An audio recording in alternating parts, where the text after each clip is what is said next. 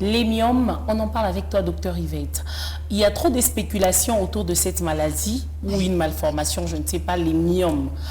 Plusieurs personnes disent que les myomes proviennent du manque de rapports sexuels, le manque d'enfants, ou encore pour chez les femmes qui ont des rapports sexuels un peu tard.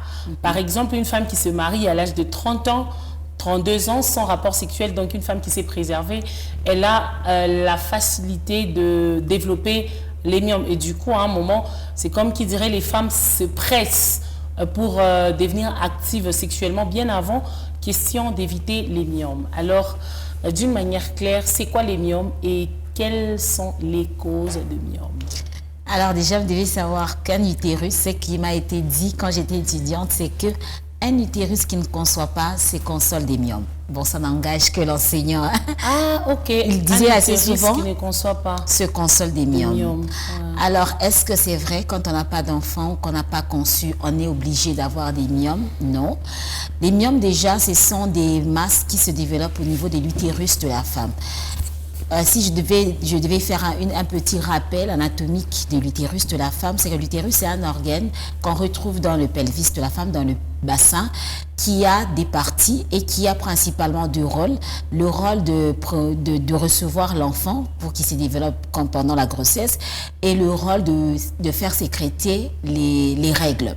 Alors, ça a trois couches. Il y a la couche externe. Si on va de l'extérieur vers l'intérieur, nous avons la séreuse. Au milieu, nous avons les myomètres et à l'intérieur, nous avons l'endomètre. C'est la couche du milieu qu'on appelle le myomètre qui peut se transformer ou faire développer les myomes qu'on appelle les fibromes utérins. Alors pourquoi est-ce qu'une femme peut développer des myomes? Généralement, il n'y a pas de cause à effet. On ne va pas dire la femme a fait des myomes parce qu'elle a fait ceci, mais il y a des explications. C'est que ce sont des maladies qui viennent avec l'âge. Quand on est pendant la période de fertilité, généralement entre 30 et 50 ans, c'est à ce moment-là qu'on peut développer les myomes parce qu'à ce moment-là, on commence à produire des hormones de reproduction, notamment les œstrogènes. On incrimine les estrogènes lorsqu'ils sont en quantité élevée, plus que la progestérone, parce que ce sont les deux principales hormones qu'on retrouve pendant de la reproduction. Lorsqu'on a plus d'œstrogènes, on est une femme qui est sujette à faire les myomes. Il y a aussi un problème, un facteur familial. Lorsque dans une famille, une maman ou une sœur a déjà fait les myomes, les autres sœurs aussi sont à risque de faire les myomes. Un peu comme on dit, c'est héréditaire. Pas héréditaire, en quelque sorte, mais c'est beaucoup plus familial. Donc, quand dans une famille il y a les myomes, eu des antécédents comme ça, des myomes, il y a un risque que les autres sœurs aussi développent les myomes. Il y a aussi un facteur alimentaire. Il a été démontré que les personnes qui mangent trop de la graisse, surtout les viandes rouges, et qui mangent peu des légumes, peuvent développer les myomes. Les femmes qui prennent du poids, celles qui sont en surpoids, obèses qui sont obèses ou qui sont en surpoids, sont à risque de développer le myome à cause des graisses, de la quantité de graisses élevées dans leur organisme. C'est un peu de cette manière qu'on peut dire d'où viennent les myomes. Alors, pourquoi est-ce qu'on dit qu'une femme qui n'a jamais eu d'enfant, une nullipare, peut faire plus les myomes qu'une femme qui a déjà des enfants? Comme je l'ai dit, pendant la période fertile de la femme, elle produit deux types d'hormones, les œstrogènes et la progestérone. Et les œstrogènes sont produites beaucoup plus par exemple, quand vous êtes une femme qui doit avoir les règles, il faut qu'il y ait production suffisante d'œstrogènes. Mais une femme qui tombe enceinte, on met quand même au repos l'utérus et les œstrogènes ne sont pas produites en très très grande quantité. Et ça fait que la femme n'est plus sujette ou elle n'est plus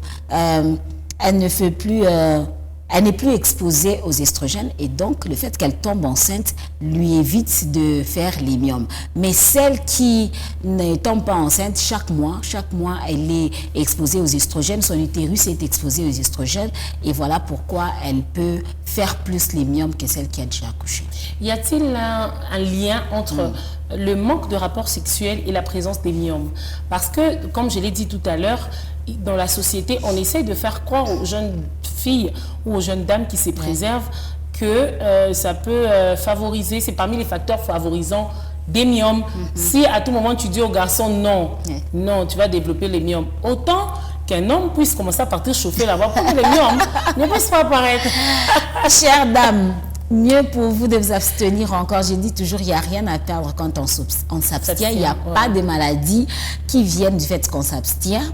En tout cas, je ne sais pas dire qu'il y a telle maladie qui vient parce que vous n'avez pas eu des rapports sexuels. Comme je l'ai dit, quand on a des rapports sexuels, il faut tomber enceinte pour qu'on repose l'utérus. Mais si vous ne faites que des rapports sexuels qui n'aboutissent pas à une grossesse, vous êtes pareil avec la dame qui ne fait pas des rapports sexuels. Ce ne sont pas des rapports sexuels qui protègent la femme à ne pas développer les myomes, mais c'est le fait qu'elle tombe enceinte. Parce que quand vous tombez enceinte, les oestrogènes ne vont plus aller agir sur l'utérus comme il se doit, comme une fille qui doit produire les règles. Et ça fait que ton utérus est protégé, tu ne vas pas tomber enceinte. Donc les rapports sexuels ne protègent pas. Mais la grossesse, elle, protège une femme à ne pas développer. Mais si la grossesse protège une femme à ne pas faire le myome ou avoir des myomes, comment vous expliquez ce phénomène où on voit des femmes qui ont 3 enfants, 4 enfants avoir les myomes? Oui, en fait, je l'ai dit, ça réduit le risque de faire les myomes. Ça réduit femme sensiblement. Qui a des enfants, elle a les risques. Elle n'a pas le même risque que celle qui a déjà développé et qui n'a pas d'enfants ou qui n'est jamais tombée enceinte. Parce que beaucoup de femmes, généralement, elle ira chez le médecin lui dit, ton atokia pour coopérer myome, il faut chercher un partenaire que tu puisses tomber enceinte pour que les myomes ne se développent pas. Non, oui, je connais aussi une dame comme ça, elle m'avait dit exactement la même chose. Elle venait de se faire opérer les myomes, on lui a dit, il faut vraiment que tu tombes enceinte.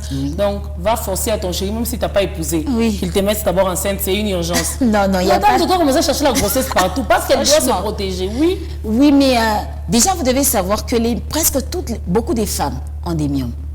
Mais les myomes deviennent dangereux ou les myomes commencent à empêcher la femme de tomber enceinte lorsque ce sont des myomes qui sont gros, qui sont installés à un endroit où le bébé devrait naturellement se positionner.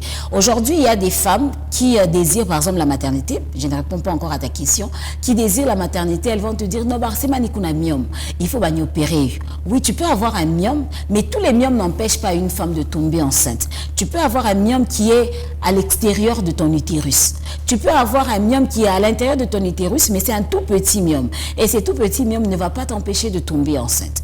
Alors, si on t'a opéré et qu'on te demande de chercher un partenaire, moi je pense que c'est un exercice très difficile parce que certaines femmes, même qui ont des myomes, n'ont même pas de partenaire. Donc elle n'a même pas un partenaire, mais il y a des mesures qu'elle peut mettre en jeu pour se protéger et ne pas développer les myomes, notamment si elle est en surpoids. Elle peut diminuer le poids, ça peut la protéger pour ne pas faire développer les myomes. Son régime alimentaire, si elle commence à prendre un régime riche en fibres, ça peut lui empêcher de prendre du poids et lui empêcher de développer les myomes. Intéressant. Bon, bref, moi je voudrais quand même savoir, tout à l'heure tu as parlé de l'opération des myomes, puisque généralement les myomes se localisent ou se situent dans l'utérus. Lorsqu'on opère les myomes, on ouvre quelle partie? Le ventre, l'utérus ou les vagins? En tout cas, je suis très... Franchement, parce que ça dépend. Mais dans notre milieu, quand on fait la myomectomie, c'est l'intervention qui vise à enlever les myomes, on fait souvent je vais dire une laparotomie, s'il faut que je le dise. On va ouvrir le ventre. Le ventre d'abord. Donc, on ouvre la peau.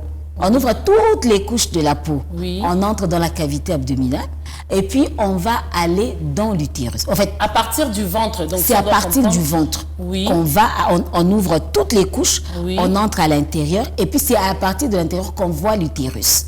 Et on ouvre aussi tout l'utérus. C'est à l'intérieur qu'on commence à enlever. Généralement, on amène l'utérus vers l'extérieur à partir du ventre pour qu'on puisse maintenant enlever les noyaux des myomes. Dans notre milieu, pour que ça se fasse bien, mais il y en a aussi qui le font. Ici, chez nous, je ne sais pas où, dans une institution, ici, on peut le faire par la cavité vaginale, mais d'habitude, on ouvre par l'abdomen et puis on va en enlever. Mais c'est aussi une possibilité, par exemple, ailleurs. Ailleurs, il y a des gens qui se font... Parfois, on ne fait même pas, on n'opère plus, on va juste aller couper les veines qui nourrissent les myomes. On va clamper toutes les veines ou les vaisseaux tous les vaisseaux qui nourrissent les noyaux des myomes. Et puis on les laisse en place. Comme ils ne sont plus nourris, ils vont disparaître. Donc ça se fait. ok, tu peux déjà voir les myomes, oui. mais si on coupait ces vaisseaux-là qui nourrissent les myomes, ça va disparaître. Ça va disparaître. Mais comment une femme, tu as dit tout à l'heure que beaucoup de femmes ont des myomes, mais peut-être ce sont des myomes qui ne vont pas forcément vous empêcher de tomber enceinte. Comment savoir qu'on a des myomes? Alors là, c'est quand ça commence à inquiéter. Oui. Parce que généralement, comme on a un utérus, les myomes peuvent se développer tout petits et n'entraînent pas des complications. Alors, quand vous commencez à voir une femme se plaindre, c'est que ce sont des myomes qui ont pris des tailles qui commencent à gêner. Et dans le premier des signes qui montre qu'une femme peut être en train de faire des myomes, c'est généralement un trouble des règles. Et dans les troubles des règles, c'est que c'est une femme qui a les règles, mais des règles qui deviennent abondantes. Elle commence à saigner plus que la normale. Elle commence à avoir des caillots dans ses règles. Elle commence à changer plusieurs fois les couches pendant les règles ou les bandes hygiéniques. Là, c'est un premier. La fois passée, tu avais dit les caillots sont de boules. Des boules qui sont plus gros. Là. Non, des caillots qui sont plus gros. Et elle commence à se fatiguer. Il y en a pour qui elle saigne tellement qu'elle perd suffisamment de sang, elle fait l'anémie, on est obligé de transfuser. Là, c'est aussi un signe, c'est généralement des myomes qui sont très évolués ou très gros, mais il y en a qui commencent à avoir des douleurs au bas-ventre, des douleurs pendant les rapports sexuels. Certaines, dépendamment de la localisation du myome, elles peuvent commencer à avoir des constipations, elles ont du mal à aller à selle. Et d'autres, elles auront du mal à uriner parce que les myomes sont en train de comprimer soit la vessie, soit le rectum. Mais est-ce qu'une femme qui a les myomes, elle ne sait pas? Est-ce que les myomes causent aussi le saignement? Par exemple, tu es là, tu es bien, tu n'as pas tes règles, tu n'es pas enceinte, mais tu vas aux toilettes, tu as l'impression qu'il y a des gouttes sanguines. Ça peut être quoi? Est-ce un signe aussi que la femme a les myomes, l'utérus a un problème? Ça peut signer beaucoup de problèmes. Une femme ne doit pas saigner en dehors des règles. Tout saignement en dehors des règles doit vous inquiéter. Parce qu'au niveau de l'utérus, il y a énormément des maladies. Le problème peut venir de votre cavité vaginale. Le problème peut venir du col de l'utérus. Et même l'un des signes qui montre qu'une femme a un cancer de l'utérus parfois, et du col de l'utérus, elle peut saigner en dehors des rapports sexuels ou pendant les rapports sexuels, ou ça peut venir des myomes aussi, elle a un saignement ou une hémorragie en dehors des règles. Ça peut toujours signer de la présence des myomes. Merci Yvette. Merci Maki. Alors, madame, messieurs, j'espère que vous avez pris l'essentiel. Tout ce qu'elle a dit était essentiel, mais surtout les signes alarmants de myome, comment ça se traite. Et prévenir, Yvette a dit, il n'y a pas vraiment des mesures préventives. C'est quelque chose qui vient comme ça. Mais il faut plutôt être regardante, surtout pour les femmes. Il faut vraiment observer les règles et certaines douleurs, ne pas les négliger.